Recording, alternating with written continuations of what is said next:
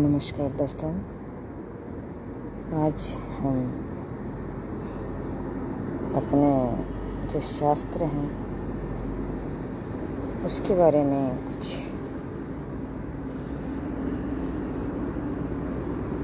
विचार व्यक्त करेंगे। तो यूट्यूब और फेसबुक के लाइव सेशन में आप सभी का स्वागत करती हूँ। मैं डॉक्टर सुशीला योगाचार्य चूरू से। लाइक शेयर सब्सक्राइब ज़रूर करें ताकि जिसको इस चीज़ की ज़रूरत है वो उसके पास पहुंच जाए। क्योंकि मैंने भी जब ये डिग्री प्राप्त की थी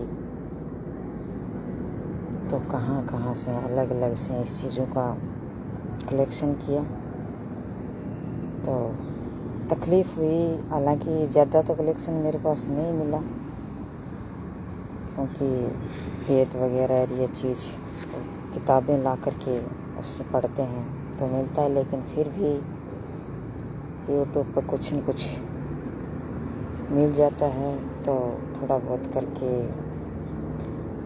कलेक्शन किया और अपने इस थेरेपिस्ट की डिग्री में उसे मुझे सहयोग मिला। और नेट के सिलेबस है, GRF है और बहुत से सिलेबस हैं। जो एग्ज़ाम है उसमें हमें काफ़ी सहायता मिलेगी।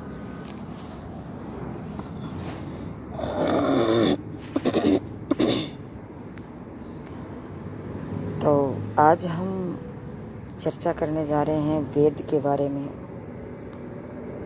वेद कितने हैं? ज़्यादा तो मीटर नहीं है मेरे पास।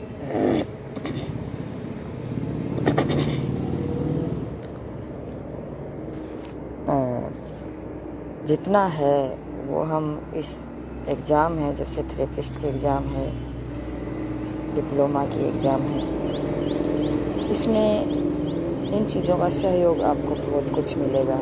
अगर इन चीज़ों को आप फॉलो करोगे और अपने जो दोस्त हैं उसको शेयर करोगे, मतलब जो भी चीज़ मिलती है तो उसको शेयर किया करो ताकि मतलब दूसरा व्यक्ति भी इसका लाभ उठा सके। तो वेद कितने हैं और इनके बारे में, जैसे इनके ऋषि हैं और इनमें क्या क्या मैटर दिया हुआ है, इसके बारे में आपको थोड़ा सा मेरे इस छोटे से दिमाग से, थोड़े से इस ज्ञान के माध्यम से आप तक ये वीडियो बनाने का प्रयास कर रही हूँ। अच्छा लगे तो लाइक शेयर सब्सक्राइब ज़रूर करें।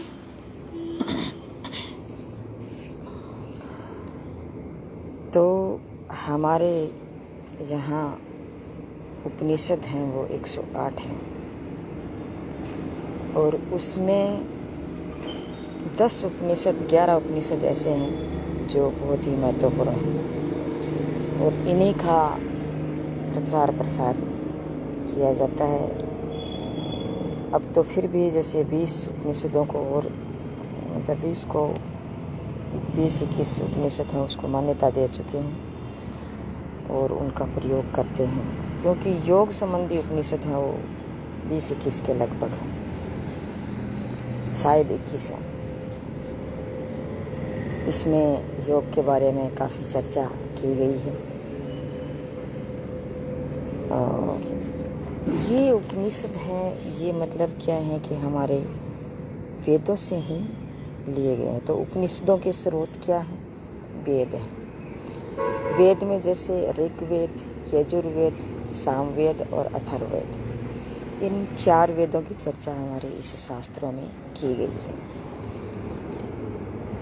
इनकी स्तुतियाँ कहाँ मिलती हैं? इनकी स्तुतियाँ हैं वो जैसे इंद्र सूक्त है, वरुण सूक्त है और अग्नि सूक्त है और विष्णु सूक्त है। ये जो 4 सूक्त हुए हैं, इन सूक्तों में इसकी स्तुतियाँ मिलती हैं। और फिर आप आते हैं ऋग्वेद जो सबसे बड़ा वेद है और इसका प्रचार प्रसार बहुत जगह किया गया है और आगे इसमें काफ़ी डिटेल से थोड़ा बहुत कुछ डिटेल में बताने का प्रयास करूँगी। ऋग्वेद है, इसमें ईश्वर और देवताओं जैसे इंद्र, वरुण, अग्नि, विष्णु आदि की स्तुतियाँ की गई है ऋग्वेद में। थोड़ा थोड़ा इसके एक एक लाइन में बताती हूँ, फिर बाद में डिटेल में इसमें बताऊँगी आपको। यजुर्वेद है, इसमें यज्ञों का अनुष्ठान की जो विधियाँ हैं उसके बारे में चर्चा की गई है। मतलब यज्ञों का महत्व, यज्ञ करते हैं हम, मतलब ये जैसे जहाँ भी हम कोई हमारा कोई विशेष ओकेजन हो और हो, या फिर जैसे कोई बारिश नहीं आ रही हो और नहीं आ रही हो, तो इसमें हम यज्ञ किया करते हैं। यज्ञ करने से क्या है कि वातावरण आसपास का शुद्ध हो जाता है, बारिश हो जाती है, वातावरण शुद्ध हो जाता है, और भी कई प्रकार की जो चीज़ें हैं वो हमें इसमें शुभ शुभ चीज़ें होती हैं यज्ञ करने से। इनकी अपनी अलग अलग सामग्रियाँ भी होती हैं। फिर आता है सामवेद। सामवेद में क्या होता है, गायन में स्तुतियाँ की गई हैं। जैसे हम गाना गाते हैं ना, इस प्रकार से ये गाने का जो काम था वो सामवेद में चर्चा की गई है। गायन में महत्वपूर्ण स्थान दिया गया है इसको। अथर्ववेद। अथर्ववेद में क्या है कि आयुर्वेद के में जैसे जादू टोना औषधियों की स्तुतियाँ की मिलती हैं, औषधियों की जानकारी मिलती हैं। जादू टोना जो पहले किया करते थे, आज भी करते हैं लोग, इसके बारे में इसके में से बताया गया। तो अभी हम डिटेल से देखते हैं। जैसे वेद का अर्थ क्या होता है। वेद का अर्थ होता है ज्ञान। ज्ञान बोलते हैं लोग, ज्ञान नहीं होता, वो ज्ञान होता है। इसका अर्थ होता है जानना। ये विद शब्द से बना है।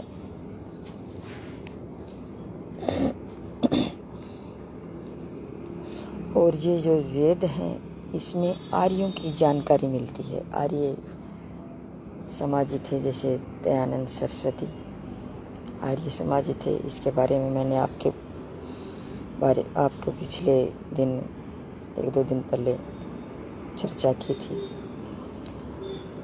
तो ये आर्य जो मतलब आर्यों की बसने की जानकारी इसमें मिलती है वेदों में। 4 वेद होते हैं, जिसका अभी फिलहाल मैंने आपको इसका बताया है। ऋग्वेद, यजुर्वेद, सामवेद, अथर्ववेद। और इसमें क्या है कि वेदों के 2 संप्रदाय बताए गए हैं।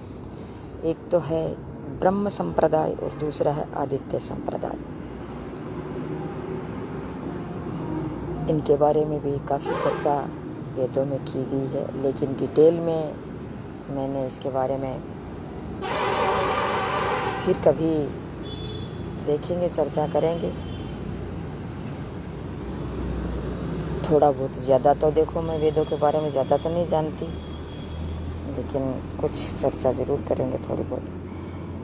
अब ऋग्वेद आता है इसमें पहला, जो सबसे प्राचीनतम ग्रंथ है।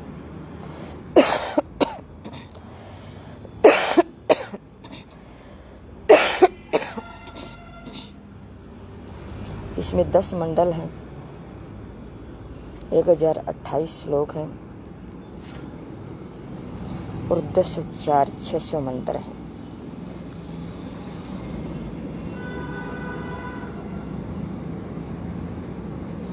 ऋग्वेद है वो अग्नि, सूर्य, इंद्र, वरुण देवताओं की स्तुतियों में रची गई प्रार्थनाओं का संकलन है।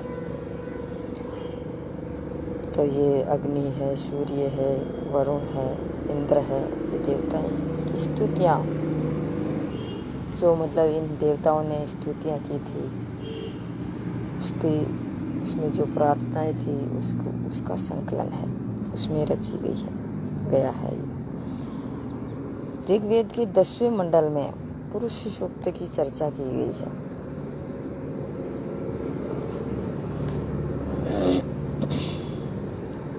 जिसमें 4 वर्णों, जो वर्ण हैं ब्राह्मण, क्षत्रिय, वैश्य और शूद्र का पहली बार उल्लेख मिलता है, क्योंकि इस 10वें मंडल का पुरुष सूक्त से लिया गया है। और इसमें चार वर्ण जो ये गीता में भी भगवान श्री कृष्ण ने बताया था, 4 वर्णों की चर्चा की थी। और वो 4 वर्ण है वो कर्म के आधार पर उनका वर्णन किया गया था। मतलब जो जैसा कर्म कर रहा है, जैसे ब्राह्मण में जैसे पठन पाठन इस प्रकार से किया करते थे, क्षत्रिय मतलब युद्ध करना इस प्रकार का काम किया करते, वैसे जो मतलब पशुपालन इस प्रकार से किया करते, व्यापार करना। और क्षत्रिय हैं जो मतलब ये अपना सेवा करने का काम करते थे। तो पहली बार उल्लेख इसमें मिलता है। एक जैसे ये इसका उल्लेख है वो पहली बार ऋग्वेद में मिलता है। और एक जैसे गायत्री मंत्र हम पढ़ते हैं, गायत्री मंत्र की चर्चा है वो ऋग्वेद में पहली बार की गई थी। गायत्री मंत्र में जैसे हम हमेशा पढ़ते हैं, लेकिन कभी अपन ने ये विचार नहीं किया कि ये मंत्र कहाँ से लिया गया है, क्या इसका अर्थ है और क्या इसके बारे में बताया गया है। तो गायत्री मंत्र है ओम भूर्भुवः स्वः तत्सवितुर्वरेण्यं भर्गो देवस्य धीमहि धियो यो नः प्रचोदयात्। इसका अर्थ बताया गया है कि मतलब कहे प्रभु, तुमने हमें उत्पन्न किया, पालन कर रहा है तुमसे पाते प्राण हम, दुखियों के कष्ट हरता है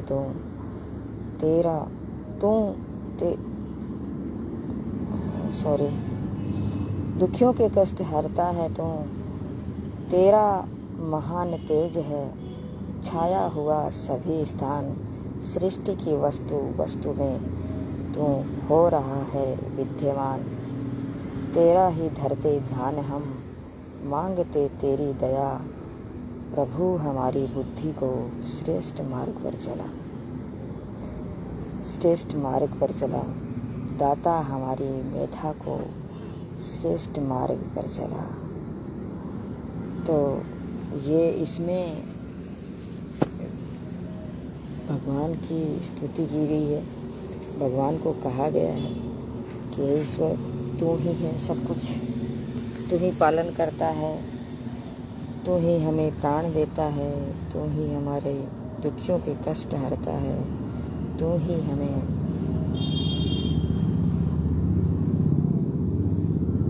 तेरा महान तेज है, तू जब सब जगह छाया हुआ है, इस सृष्टि की सारी वस्तु में तू विद्यमान है। इसलिए हमारी हे दाता, हमारी बुद्धि को तू श्रेष्ठ मार्ग पर चला, ताकि मैं अच्छे कर्म करूं, पॉजिटिव रहूं और अच्छे कर्म करते हुए, निष्काम कर्म करते हुए मैं आगे बढ़ूं। तो इस प्रकार से इसमें ये चर्चा की गई है। ऋग्वेदिक काल में क्या है कि मतलब इंद्र है वो बहुत ही श्रेष्ठ देवता माने गए थे ऋग्वेद के काल में। और ऋग्वेद में इसे मतलब इंद्र को पुरंदर कहा जाता था। और व्यास जी ने पहले एक ऋषि हुआ करते थे, इस ऋषि को ये ऋग्वेद पढ़ाया था। व्यास जी मतलब ये हमारे अच्छे ऋषि हुए हैं वेद व्यास जी, जो उन्होंने पहल एक ऋषि हुआ करते थे, उस ऋषि को ये ऋग्वेद पढ़ाया था। फिर आता है यजुर्वेद। यजुर्वेद में यजु का अर्थ होता है यज्ञ। तो यजुर्वेद कर्म कांड प्रधान ग्रंथ था, क्योंकि इसमें कर्म पर बहुत ज़्यादा महत्व दिया गया था। और यजुर्वेद है एक ऐसा वेद है जो 2 भागों में विभाजित था। एक तो कृष्ण यजुर्वेद और दूसरा था शुक्ल यजुर्वेद। तो कृष्ण यजुर्वेद है वो तो मतलब गद्य में था, और शुक्ल यजुर्वेद है वो शुक्ल बोलते हैं, मतलब शुक्ल यजुर्वेद है वो पद्य में था। यज्ञ की आवश्यकता, लक्ष्य, उसकी आवश्यकता और उसका लक्ष्य है वो पठन पाठन के लिए किया था। पठन पाठन को अक्षुण्ण बनाने के लिए किया गया था। पठन पाठन को अक्षुण्ण बनाए रखने के लिए किया गया था। और व्यास जी ने 4 शिष्यों, जैसे मतलब ये सभी चारों वेद हैं वो 4 शिष्यों को पढ़ाया था। अपने 4 शिष्य थे वो पढ़ाया था। जैसे ऋग्वेद है वो पेल ऋषि, पेल उनके शिष्य थे, उनको पढ़ाया था। और जो यजुर्वेद है वो मतलब वैशंपायन है उसका शिष्य था, उसको पढ़ाया था।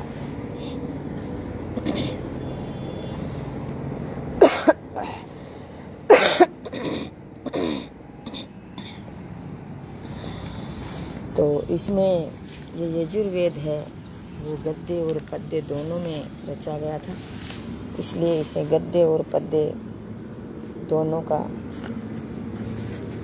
वेद कहा गया है। फिर सामवेद आता है। सामवेद में क्या है कि मतलब सामवेद में, इस सामवेद को मतलब गायन शैली में लिखा गया है, गीतों की चर्चा की गई है।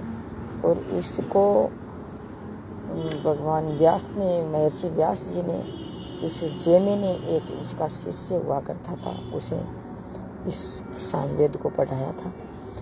सामवेद का अर्थ मैंने आपको पहले भी बताया, अभी बता रही हूँ, जैसे इसका गान से है।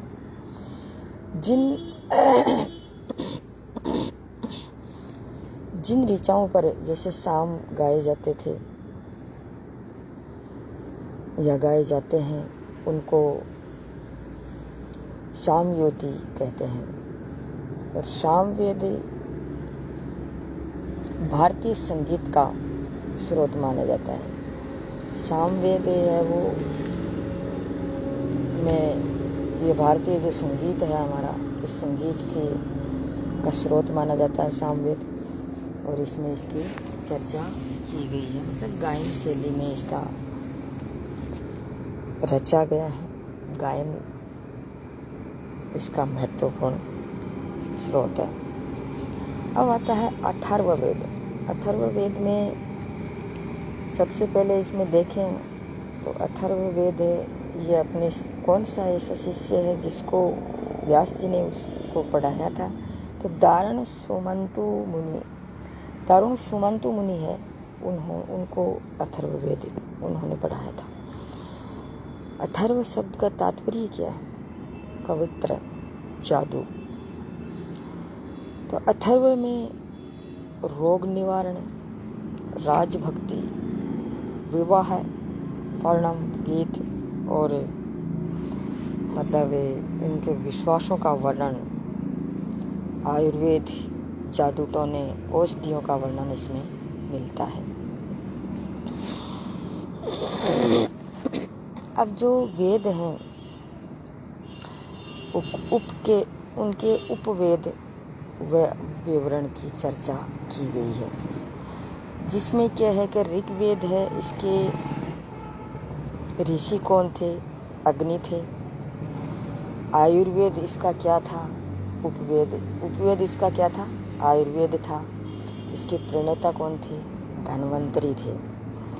और विवरण में इसका दिया था कि चिकित्सा शास्त्र की चर्चा इसमें की गई थी।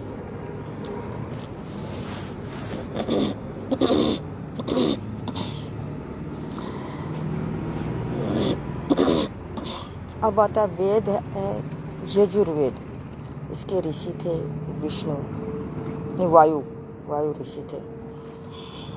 और उपवेद इसका था धनुर्वेद था। प्रणेता इसके विश्वामित्र थे। विवरण इसमें क्या था? युद्ध कला से संबंधित इसकी जानकारी मिलती है। फिर वेद आता है सामवेद। सामवेद में ऋषि थे आदित्य ऋषि। उपवेद इसका था गंधर्व वेद और प्रणेता भरत मुनि थे। विवरण में इसमें कला और संगीत संबंधी चर्चाएं की गई थी। अब वेद में आता है अथर्ववेद। इसमें ऋषि थे अंगिरा ऋषि, उपवेद था शिल्पवेद और प्रणेता थे विश्वकर्मा। और विवरण इसमें भवन निर्माण कला संबंधी इसमें चर्चा की गई थी। भवन निर्माण संबंधी चर्चाएं, कला संबंधी चर्चाएं की गई थी।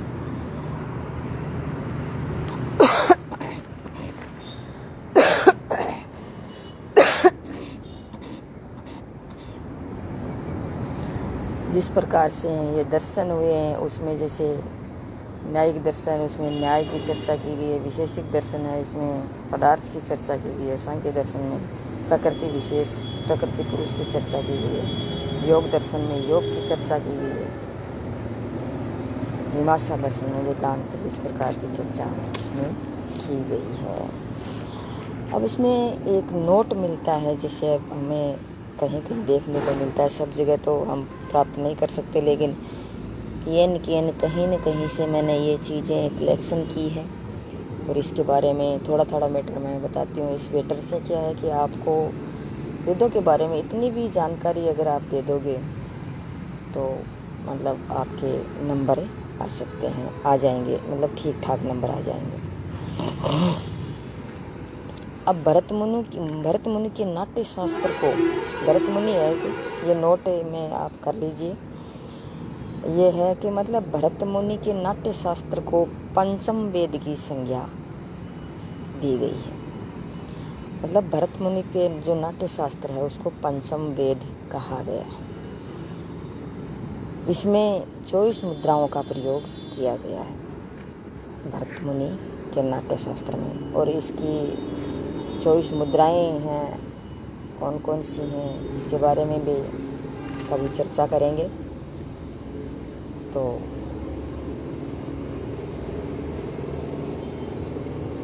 इतना मैटर मैंने आपके समक्ष कहीं न कहीं से कलेक्शन करके आप तक पहुंचाने का प्रयास किया।